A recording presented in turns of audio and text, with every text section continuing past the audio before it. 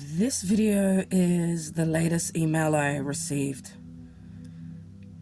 I have tried to read it without crying and I can't, so please bear with me. Anyone who has CPTSD, you're gonna feel this, man. This email, every Aussie needs to hear. I'll tell you how I found this lady at the end. She is a neuroscientist in the UK. Her name's Dr. Rachel Taylor.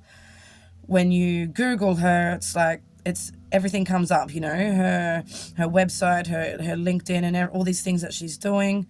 So just to give you a bit of a blurb on her, I've spent over 2 decades researching, learning, and developing models of human transformation to help people live at their full potential. I am a neuroscientific, truth-telling, coffee-drinking soul on a quest to create a better and kinder world, one brain at a time. Here we go. United Kingdom, Senior Clinical Research Scientist, NIHR, Maudsley Biomedical Research Centre, PhD student at the Centre for Affective Disorders, Institute of Psychiatry, Psychology and Neuroscience. So we know that this woman is the real deal. You would not believe how I found her. I'll tell you later. So I'm going to read her email.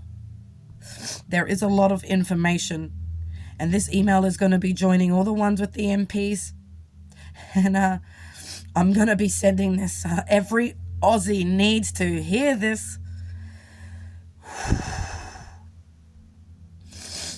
I'm writing to highlight the critical needs of individuals living with complex post-traumatic stress disorder, CPTSD, and the profound challenges faced.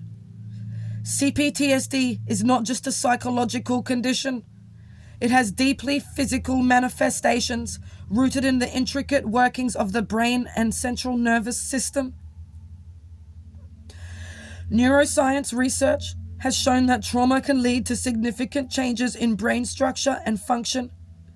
For example, studies have identified reduced hippocampal volume, which affects memory and emotional regulation, and heightened amygdala activity, which amplifies fear responses.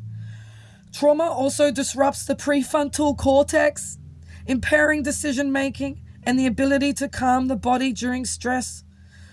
These changes explain why trauma survivors often experience somatic symptoms such as nerve pain, seizures, brain zaps, and blackouts.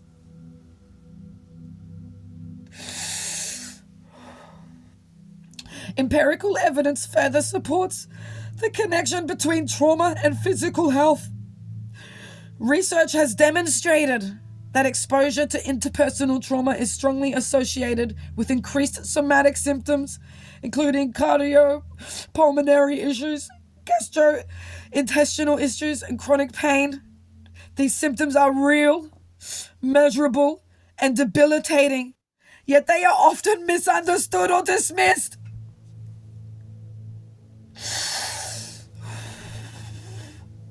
Sorry. When I read it out earlier, I was bawling my fucking eyes out, so this is actually good for me right now.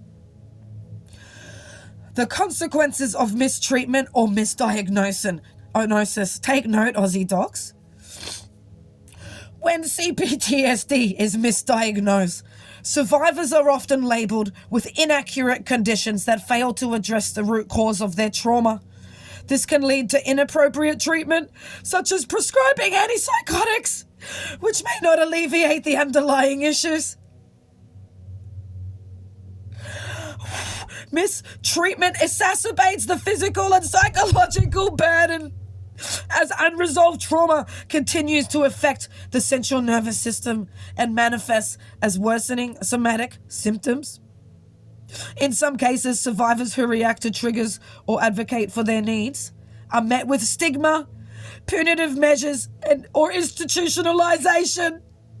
Instead of receiving support, they are marginalized and isolated further, leading to despair and a breakdown in trust with healthcare systems. Boom! This cycle of mismanagement harms both the individual and the broader community. I love this woman. No one in Australia has acknowledged this. I've written out to so many Australian neurologists and neuroscientists and doctors, and most of them don't even reply. The two that did gave me a link to someone else because it wasn't their fucking department.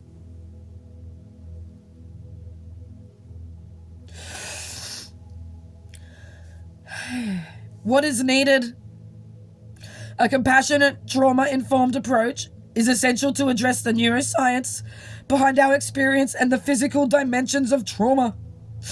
This includes recognition of somatic symptoms as valid and deserving of medical attention, rather than being dismissed as psychosomatic or exaggerated.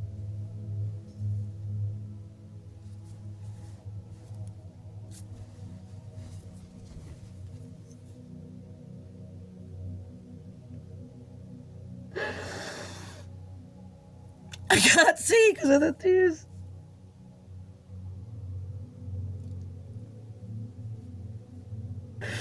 My whole life I've had this disorder. And every single person in Australia dismisses it. Everything she's saying. Everyone this disorder can relate to why. I'm so emotional right now. But I will get through the email. I'm sorry. You have no idea what this means for people like us. 2, education for healthcare providers to reduce stigma and promote understanding of trauma's impact on the central nervous system and overall health. 3,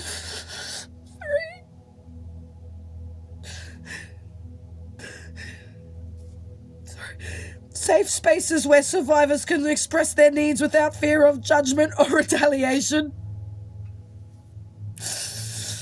4, increased funding for research into trauma-related conditions, including the long-term effects on the central nervous system and effective treatment modalities. 5,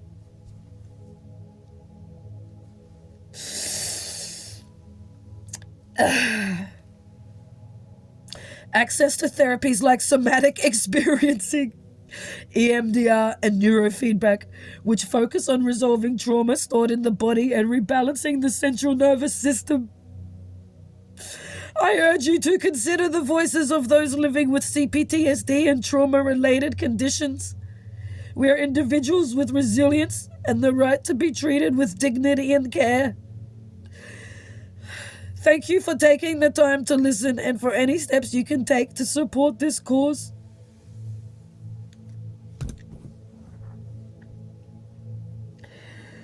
That is one amazing woman. And how did I find her? I was scrolling online looking for an Aussie celebrity who advocates for mental health. And I don't know our Aussie celebrities, but you may know that there's one actually called Rachel Taylor. I can't even remember what it said she's in because I don't care. But she was born in the same year as me. And the reason I stopped on her was because the two different names, Rachel and Taylor, signify something that changed my life. One in a very negative way. One in an eye-opening, life-changing way. And it said she was born in 1984, which is when I was. And I was like, oh, out of all these people, she's standing out because I was drawn to her for all those reasons, right? So then I Google her, and this neuroscientist in the UK, which is where I'm banging on about all the time because they have what we need, with the same name pops up. And I'm like, holy shit. Wow. So then I reach out to her, but she's sick, and her PA replies, and her PA's name is the same name as my dog. And I'm like, oh my God, the universe like led me to you, man. It's like all these signs. And then I was like, I'm never going to hear from her, but I did. I didn't hear from any of the neurologists or neuroscientists or doctors in Australia. But this beautiful woman, as soon as she got back from being sick, she reached out straight away. And when I showed her and told her what's going on over here. She sat down and immediately wrote me that. So much gratitude and respect and admiration for you, Dr. Rachel Taylor. If I ever get out of this, if I ever come into money and become a human again, I'm going to make the largest donation on your behalf as a thank you. And I'm going to make sure everyone knows that you are the doctor of the century. Thank you so much.